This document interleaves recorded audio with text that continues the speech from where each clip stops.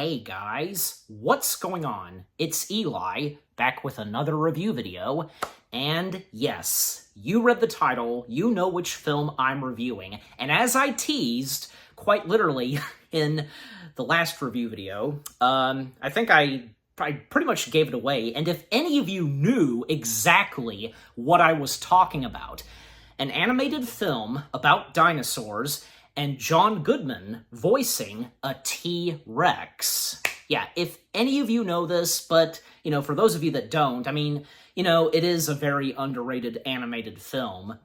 And that being, We're Back, A Dinosaur Story. Yes.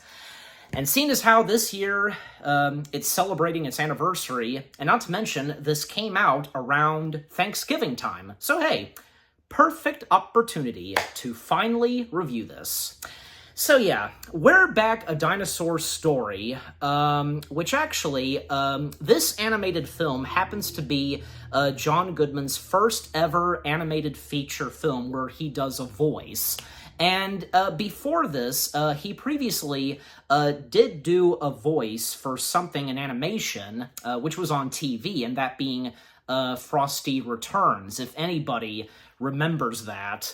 Yeah, because he was the voice of he was the voice of Frosty the Snowman. Yeah, and a year after doing that, he would go on to be in his first animated feature film, which being this. And for me, I knew just a little bit, and I say just a little bit about this movie.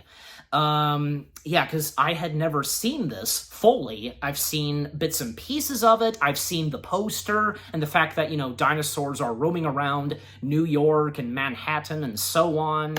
And, people that have, reviewed this, and I've seen some of their videos where they talk about this movie, etc.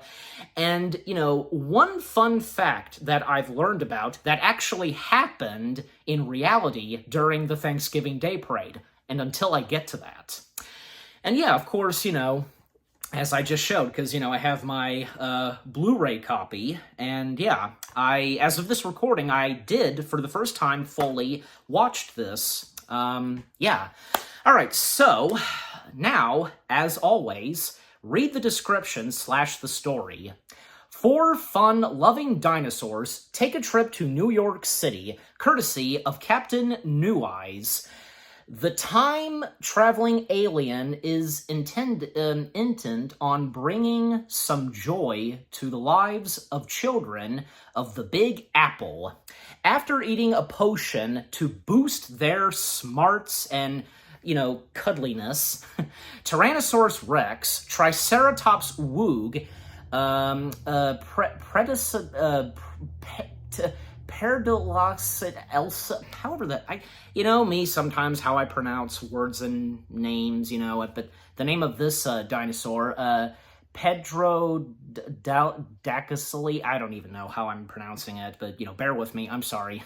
Elsa, that's the name of that dinosaur, Elsa, and Hedrosaur Dweeb hit the town, but trouble soon arrives when New Eye's evil brother hatches a devious plot. The opening to this movie, not what you would expect at first. In fact, I'm pretty sure for anybody who would watch this for the first time and, for the first time hearing about this movie and discovering it, it'd be confusing, yeah, I know, but as long as you watch the movie and follow along and know exactly what's going on, the plot and the story, yeah.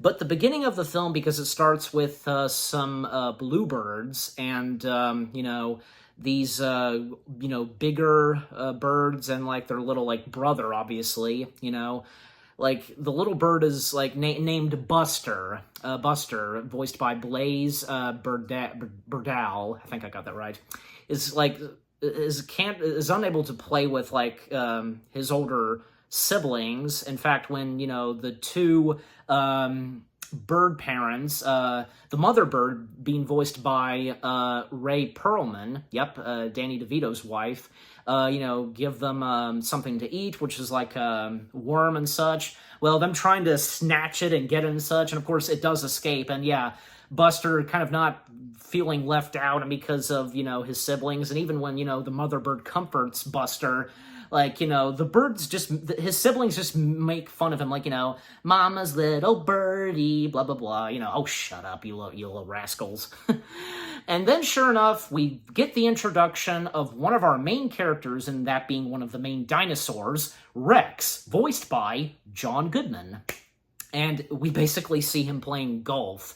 And sure enough, like Buster, he wants to start flying and to get out of the nest, and, it doesn't work out at first, and he lands down and almost getting hit.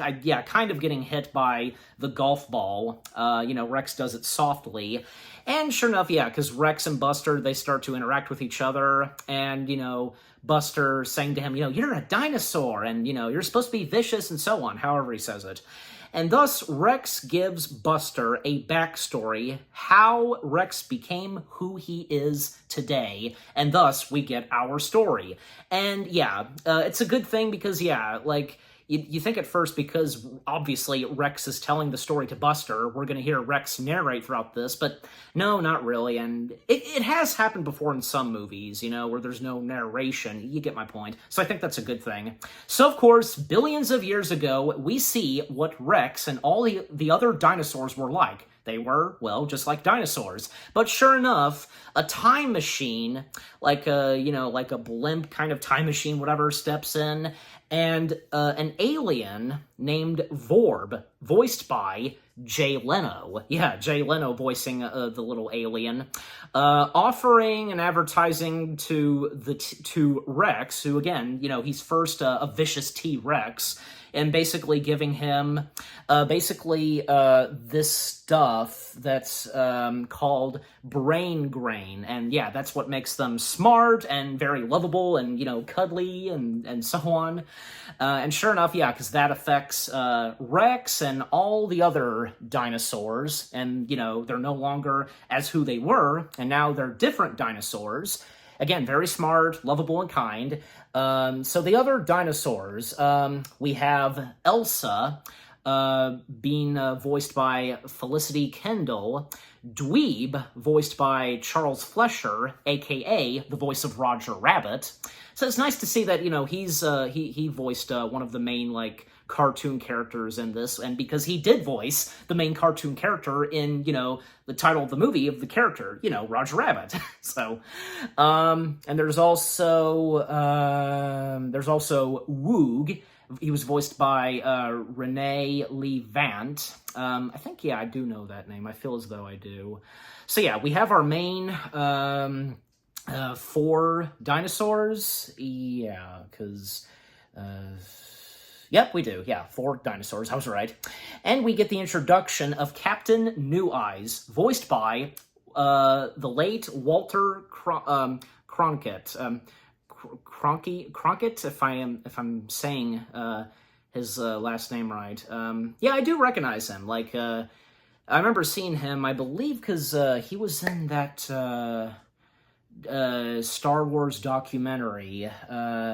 I believe it's him. It has to be him, because he was in Empire of Dreams, I'm pretty sure. The Star Wars documentary, Empire of Dreams. So again, the introduction of Captain New Eyes, and explaining to the dinosaurs who he is, and also showing to them a machine that he has, which is a wish radio.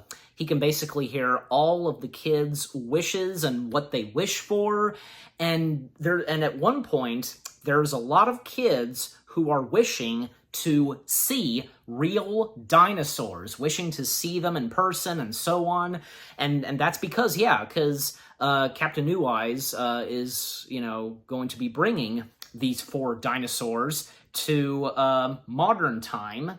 And of course, obviously, the setting of this being in the 90s. And to make the kids, their wishes come true to see dinosaurs. And there's also one kid that Rex notices, and he has this eyesight on him, a boy by the name of Louie, voiced by Joey Shaw. I think it's she. I think so. Again, you know me sometimes. Yeah, and Louie, of course, he wishes to see a T-Rex, and he also wishes that, he could have a friend. And there's also a little girl who wishes to have a Thanksgiving hat. And, well, obviously, when they make it to, modern-day Earth, obviously it's Thanksgiving time. And, yeah, once they make their way to, modern-day Earth, and, because basically, like, the Earth is spinning so fast, and obviously they're traveling, into the future. And once they do, yeah, because they're there at Earth, modern time Earth, there's New York and so on. And Captain New Eyes and Vorb, they send them down to Earth by, falling from the time machine, wearing parachutes, and with, lifeboat. Yeah. And of course, yeah, making their way down to New York, and sure enough, they run into Louie, who's out in the ocean in his own boat. And when they land, because of the splash of the water, because it causes Louie to fall out of his boat and so on. And of course, yeah, this is where Louie first meets the dinosaurs, and especially Rex. And he's a bit surprised at first, but it doesn't take long for him to, be friends with the dinosaurs. Also, almost forgot to mention that Captain New Eyes gave the dinosaurs a heads up on, who they will meet and, they can't meet to stay away. Okay, so they will meet with, he tells them, basically, that they will meet Dr. Bleep, who, being voiced by Julia Child, and, she'll be there to greet them, and, with, like, a sign, welcome dinosaurs, and also, he tells, who he tells them not to encounter, which being his evil brother, and that being Professor Screw-Eyes, and Professor Screw-Eyes being voiced by Kenneth Mars, who previously did the voice of King Triton in The Little Mermaid. Yeah, that's him. And he was also in Young Frankenstein, if anybody remembers his role in that. Also, Captain New Eyes told them that the best place that they should go to is, and it was pretty funny because, Rex imitating New Eyes' voice, I assume, yeah. Because the place that's best suited for the 4 dinosaurs is the Museum of Natural History. Because, yeah, and how Rex says it. Obviously, impersonating New Eyes. The Museum of Natural History. It was pretty funny. So yeah, that's their destination to New York. And yeah, because they run into Louie, and Louie agreeing to help them if he can get to the circus that's in Central Park. And of course, yeah, the dinosaurs agree to that, and thus they proceed on to their journey through New York. And at one point, because Elsa, and by the way, because the personality of all 4 dinosaurs, pretty good, and they're supposed to have their own personalities, especially when it comes to, animated characters. Elsa is a very flirty pterodactyl, and especially, like, at times where she's flirting with Rex, Dweeb obviously is the goofball, and Woog, like, he's always hungry and wanting food, like, at times, saying the word hungry, I'm hungry, and so on. And Rex, well, yeah, because he's a kind and lovable T-Rex, and how he interacts with the kids, especially Louie. And so, yeah, because at one point, Elsa flying Louie around New York, and Louie is not handling this very well. Obviously, this is his first time flying with a pterodactyl, and, at one point, they stumble upon a girl by the name of, Cecilia, I think, yeah, I am saying that right, Cecilia, being voiced by Yeardley Smith, yeah, a.k.a. the voice of Lisa Simpson in The Simpsons. Yeah, it's her. Basically, Cecilia is going through a lot because, it's Thanksgiving Day, and her parents are not there at the apartment building that they live in, and she's all there by herself. Like, is there no, like, housekeeper, nanny? Like, okay, like, I guess she's perfectly fine being there by herself. And, basically, yeah, because when Louie and Elsa, first meet her, and she does have a Thanksgiving hat on, and we do see the little girl who's in, like, the bubble because of, from the Wish radio, all the bubbles coming out, and we see each of the kids and what they're wishing, and the little girl who's wishing that she could have a Thanksgiving hat, well, until, we get to her a little bit more in just a few minutes. Yeah, Cecilia explaining to Louie, as well as Elsa, that her parents, are very busy people, her father, working a lot, and her mother being, social. And that's when, yeah, because Louie starts to, invite Cecilia to tag along to the circus. And yeah, she does agree on that, and thus she joins them. And yeah, the Thanksgiving hat that she wore, because it did at one point fly off of her head because of Elsa, and yeah, because Louie catched it, returned it to her, but then she lost it again. And the little girl who wished to have a Thanksgiving hat got the Thanksgiving hat that Cecilia had. So good for her. Her wish came true to have the Thanksgiving hat. And then, of course, Cecilia meeting up with, all the other dinosaurs, and, Cecilia speaking, like having tea and such, a pleasure, I'm sure. And for Louie, because he's trying to act tough and be brave, and, just, I think, like, he's a bit disgusted on some stuff that Cecilia says, because, she's always being cute and, friendly and so on. And especially because there's like a bit of a romance that's, being built up for Louie and Cecilia. And of course, we see the Thanksgiving Day parade happen, and the balloons that we see, like we see Snoopy and Woodstock, Spider-Man, Woody Woodpecker, and they basically make their way into the Thanksgiving Day parade in order to get to the circus by, using a float, and the dinosaurs pretending to be robots, like very impressive robots, And at one point, Rex starts to sing a song, and yeah, the songs in this movie were not bad, and especially this one was pretty good, that, yeah, Rex sings in the Thanksgiving Day parade, Roll Back the Rock, and yeah, John Goodman singing it, and yeah, John Goodman, he is a good singer. And with the song number happening, and, the humans, watching the Thanksgiving Day parade, they are not speculating anything, like detecting anything on the dinosaurs and thinking that they're highly impressive robots walking through the streets of Manhattan and, for the Thanksgiving Day parade.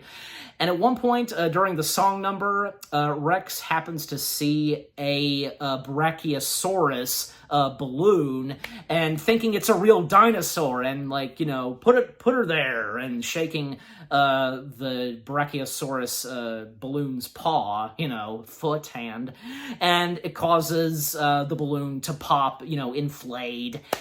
And fun fact, because as I mentioned earlier, I knew about this one interesting fun fact that happened in reality and during the Thanksgiving Day parade.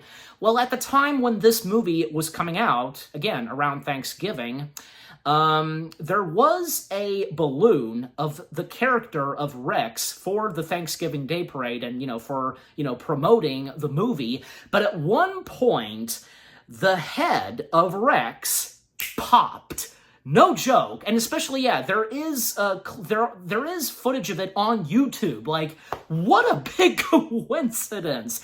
That has happened before for some movies, I guess, like, what would happen in, like, movies and in reality. You get my point. So, yeah, again, what a crazy coincidence that was. And who'd have thought? Because especially for those who worked on this movie and, for what would happen in the Thanksgiving Day parade, in the actual Thanksgiving Day parade, hard to believe. And sure enough, everybody starts to realize, and, after the Brachiosaurus balloon popped and after the song number was over, they start to realize that they're actual living, breathing dinosaurs. But the kids, because they were wishing that at first they thought the dinosaurs were robots / animatronics. They were wishing that, they were real dinosaurs. And yeah, because Rex heard it, and thus the song number happened. And of course, yeah, the kids realize that they're real, and they're not terrified, they're not scared. But the adults, yeah,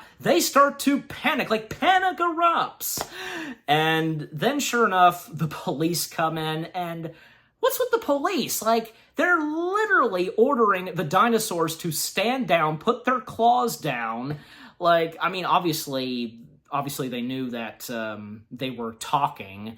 And at one point, before a funny chase sequence happens, they happen to see a poster for Screw Eye's circus, and the name of his circus / carnival being the eccentric circus. Yeah, I got that right.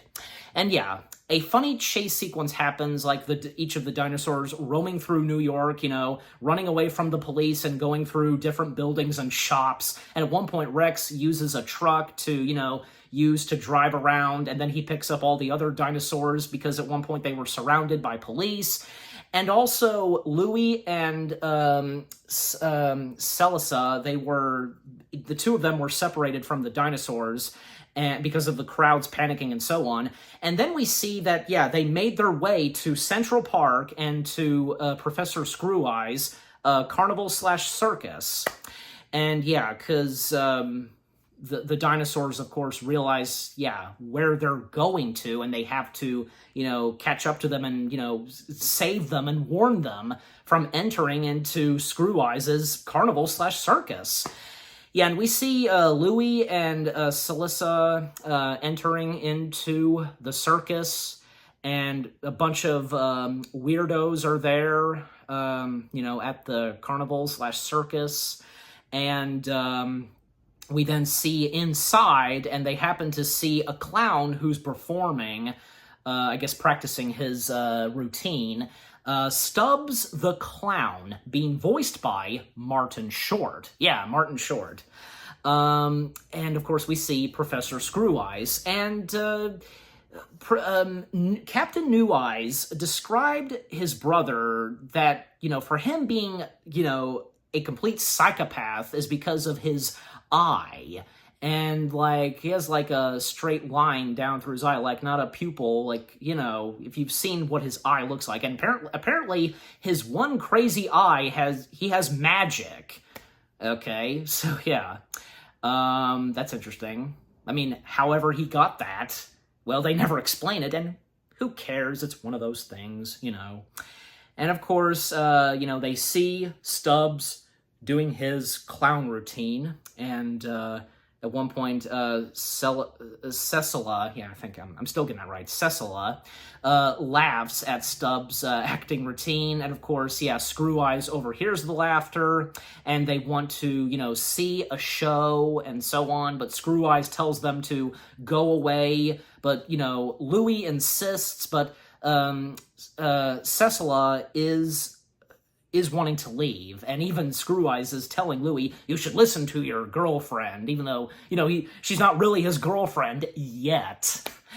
And then at one point, Screw Eyes has them sign a contract, obviously, for that, if they really want to see a show and see the whole carnival / circus, and by signing the contract, they have to do it with a drop of their blood, and thus, yeah, pricking their finger, stabbing it and so on, and tapping it on the piece of paper, and thus the words magically show up on the contract, and boom, each of them had signed the contract, and thus they are seeing the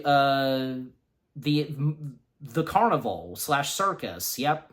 And basically it's very scary and twisted and so on, and sure enough, the 4 dinosaurs step in, and they confront Screw Eyes, and telling the 2 kids that he's the bad guy, and it's too late for Louie and Cecilia to get out of there, because they've already signed, the contract, and thus they will, are remaining in the carnival forever. However, and I think, yeah, because if they are to leave the circus, even at one point, Screw Eyes turns them into monkeys. Okay. And, Rex is insisted on, turn them back. But in order to do so, they have to take a potion, Screw Eye's very own potion, just like how, what his brother had. Captain New Eyes had the, brain grain. For Screw Eyes, he has the brain drain. This drug that he has can reverse the dinosaurs back to who they were. Vicious, ferocious dinosaurs, and as he calls them, monsters. He wants the dinosaurs in his show because, he wants monsters, actual monsters in the show. And if they do this, if they oblige and, do this, then Louie and Cecilia, they'll be free and, they'll be out of their contract and so on. And thus, they have no choice but, and with each of them, shedding a tear, they agree to take them, and they say their goodbyes to Louie and Cecilia, who are, they're still monkeys, and especially Rex, what he said to Louie, his goodbye to Louie for now, and thus, sadly, they make their way into another room, and obviously they're going to take the brain drain. And sure enough, because Louie and Cecilia, they turn back into their regular selves, no longer monkeys, and then the next day, well, they wake up and they are greeted by Stubbs, and who is a good and friendly clown, and, how he's treated by his boss, which being Screw Eyes. And so to speed things up a little, Louie and Cecilia, they find out more what's going to happen with the dinosaurs and what happened to them. And Stubbs, warns them that they're not going to like this because he takes them to see the dinosaurs. And again, of course, they took the brain drain and now they're back to who they originally were. Vicious, ferocious dinosaurs, monsters, as Screw Eyes calls them. And it seems like there's nothing that they can do. But Louie is not giving up, and with the help of Stubbs the Clown, they proceed on trying to figure a way, while they're, blending in with the performers of Screw Eyes' carnival/circus, the eccentric, circus, disguised as creatures, they're in costumes and they're scaring, the customers, the guests, that is, who are about to see the show. And, because, and basically, according to Stubbs, they like to be scared, okay? If you like to be scared, then, well, you're going to be terrified, you like to get startled easily, so, and so with the show beginning and we see a couple of performances in which, they're terrifying the audience/the guests, and up to when the dinosaurs step in, and of course, the audience, they're terrified, and actually a good chunk of them leave their seats. And I was like, is Screw Eyes aware that this is happening, that they're leaving their seats and they're probably leaving the circus? But I guess, he doesn't care, and the fact that with the magic he has in his one domestic eye, and basically controlling Rex, telling him to, take a few steps, and to take a few steps to the audience, because he's under his control. And then sure enough, Louie stepping in and, confronting Rex, but actually at one point, Rex got blinded by bright lights, because there are these crows, these magic domestic crows, I want to say. They have some magic in their eyes. That's the best I can describe. One of the crows accidentally turns on bright lights, and that causes Rex to be, unhypnotized by, Screw Eyes' magic and, under his control and so on. And Rex was about to, and, was this close to eating our main villain of the film. Like, and, Louie, again, he stepped in to, confront Rex and for him to snap out of it and, for him not to eat Screw Eyes. Well, at least it was nice for, Louie, to help Screw Eyes not be eaten and sparing him. And even like, Cecilia, I think I'm still getting the name right. Cecilia just panicking and like getting emotional, like she's worried that something will happen to Louie, and wishing that for there not to be any something bad to happen to Louie. And Louie, of course, getting emotional and telling Rex to snap out of it. He's a good T-Rex and remember who he is. And of course, like, what happens next? Louie hugging him by his leg/foot, and that basically gets Rex to snap out of it and no longer be the vicious, ferocious dinosaur he is, and that being T-Rex, and he's back to his smart, cuddling, friendly self. And sure enough, all the other dinosaurs who were, turned back into, who they originally were, well, basically, with, hugging and cuddling, it brings them back to who they are. Yes, that was great. And then, yeah, even the audience, like, I can't forget to mention this, like, the audience were applauding, and just Screw Eyes just shocked by all that's happened. And then, sure enough, Captain New Eyes and Vorb step in, and of course, yeah, New Eyes confronting his brother. And yeah, New Eyes did hear Cecilia and what she said. Like, she was wishing for nothing bad to happen to Louie. And sure enough, that's when Louie and Cecilia officially, kick it off, and they become, a cute little couple, and, they both kiss each other. And before they all leave and, like, making their way to, where the dinosaurs are supposed to be, New Eyes offers Screw Eyes to tag along, and if he would, change his ways.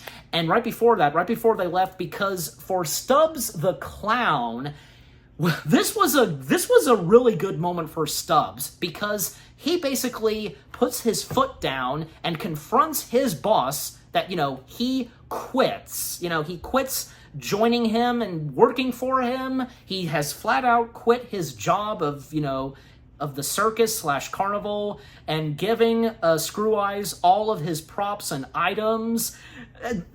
If that was not the best, like, moment for someone, like, putting their foot down and confronting their boss, like, definitely for Stubbs, like, that was pretty funny. So when Stubbs leaves again, right before our main characters, leave and make their way to the Museum of Natural History, Museum of Natural History, as how Rex said it. Again, intimidating, and doing an impression of New Eyes. New Eyes, he offered his brother to tag along and join them, and if he were to change his ways, but Screw Eyes, he refuses, and thus they leave him behind.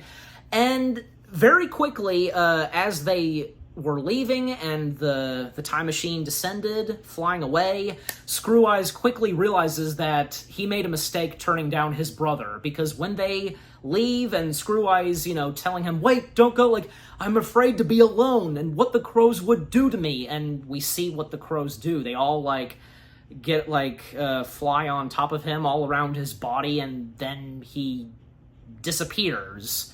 What happened? Like, did it have to do with the crow's magic? I don't know, but apparently that's the villain's defeat. Okay, so whether if he's just imprisoned or if he in some way survived, I don't know. But, so long, Professor Screw Eyes. And so they meet up with Dr. Bleep finally, and again, because Dr. Bleep, being the one that would greet the dinosaurs with, signs, welcome dinosaurs, and the fact that, Dr. Bleep, missed out on where they were, and, she didn't make it in time to greet them, kept missing where they were throughout New York. It was pretty funny, until finally they make their way to the Museum of Natural History where Dr. Bleep is, and thus the Museum of Natural History is the dinosaurs' new official home. And, with the kids being there at the museum and the dinosaurs greeting the kids and, saying their names and asking, what's your name? And yeah, of course the kids are loving it. And if they suspect anything, like, if they are still aware that they are real, living, breathing dinosaurs, And then we come back to Rex, whom he finished telling the story to Buster, the little baby bluebird, what happened and, where he and the other dinosaurs are at today. And as for Louie and Cecilia, well, they got a happy ending as well, because, yeah, as Rex said, being a little cute, happy couple, and it turned out pretty well for each of their parents, for Louie's parents and especially Cecilia's parents. And because, the thing I forgot to point out is that, with Cecilia's parents not being there on Thanksgiving Day because they're very busy people, but she finally got to have Thanksgiving with her parents, and that was very sweet for her wish to finally have, for her wish to come true, that is. And as for the dinosaurs, well, they're still happily living in the Museum of Natural History, and apparently, and especially for Rex, like, obviously, they're all roaming around New York, and I'm sure as though they were accepted by society. I mean, why else would Rex be playing golf, and as we saw him play golf at the start of the movie? Yeah, and as for Buster, well, because, he feels much better now and happy, and after the story that Rex told him, and, he doesn't care what his older siblings say and, taunt him, Mama's little birdie, and, just, yeah, like, Buster doesn't care, And thus, we see Rex going back home, and of course, the words "the end" show up, and boom, the movie ends. Yeah, great way to end the film. And it was nice that at the end of the film, we because I just feel like mentioning this. We see the Amblimation logo, like the animation division that's a part of Amblin Entertainment, and we get a cameo of Fievel, the mouse from An American Tail, because yeah, Fievel is the mascot of Amblin Entertainment, which being Steven Spielberg's movie company. Where Back, A Dinosaur Story, I think is actually pretty good and decent. And yeah, it's not the best animated film, but it can still be fun and entertaining for the entire family. I think the storytelling is pretty good, the emotional moments for sure, and the funny moments, yeah, definitely. And the animation, not bad at all. And it wouldn't take too long for both Spielberg and Goodman to team up once again, as the next film that they would do, it would have dinosaurs in it, and it would be all about some iconic characters that live in bedrock. Yeah, you know what I'm talking about. And, for John Goodman, well, after doing this animated film, he would go on to do more animation materials and voicing some iconic characters that everybody knows and loves that he's voiced, from Pacha from The Emperor's New Groove, and yeah, definitely James P. Sullivan from Monsters Incorporated. And I'm giving We're Back, A Dinosaur Story, yeah, it's on my mind, 7 out of 10 stars. Yes, 7 out of 10 stars for We're Back, A Dinosaur's Story. And what about you guys? What did you think of We're Back, A Dinosaur Story itself? Like, were any of you aware of this movie's existence? And were some of you at first a bit confused and asking, like, what is this animated movie about? Like, what's going on? And, you know, until you would watch it fully and understand the storyline and what's going on. And if any of you have enjoyed this animated film, and what did you think of my review? Leave comments and give this review video a like, as always. So, with all that being said, thank you very much for watching. I hope you guys enjoyed my review of We're Back, a Dinosaur's Story. More review videos are on the way. They're going to be awesome. Keep looking forward, and I'll see you guys in the next video/review. And stay tuned later tonight, because the next animated film I'm going to be reviewing is all about a panda who dreams of becoming a kung fu fighter, and sure enough, becomes the Dragon Warrior. You know exactly what I'm talking about. Stay tuned for that. And happy anniversary to We're Back, a Dinosaur's Story. Take care, and peace out.